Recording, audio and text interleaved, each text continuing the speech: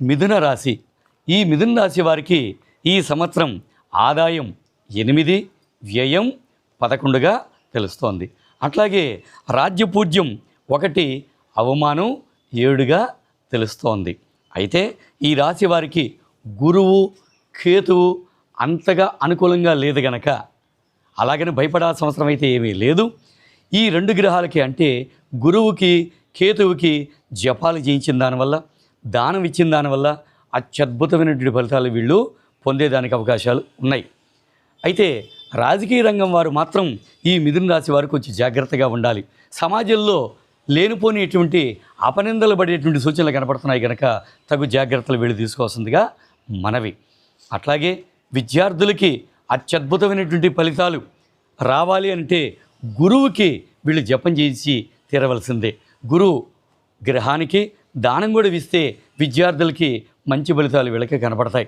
ముఖ్యంగా వ్యాపారస్తులకి సరైనటువంటి ఆదాయాలు ఉంటాయి.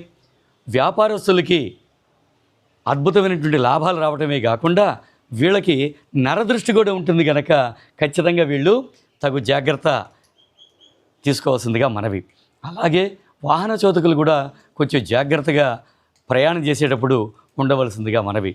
కుటుంబంలో ఉండేటువంటి వాళ్ళల్లో దాంపత్య జీవనంలో కొద్దిగా అవగాహన రాహిత్యం వల్ల వీళ్ళకు చిన్నపాటి సమస్యలు వచ్చేదానికి అవకాశాలు ఉన్నాయి కనుక వీళ్ళు సాధ్యమైనంత వరకు శివాలయంలో ప్రదక్షిణం కనుక చేసినట్లయితే మంచి ఫలితాన్ని వీళ్ళు పొందేదానికి అవకాశాలు ఉన్నాయి.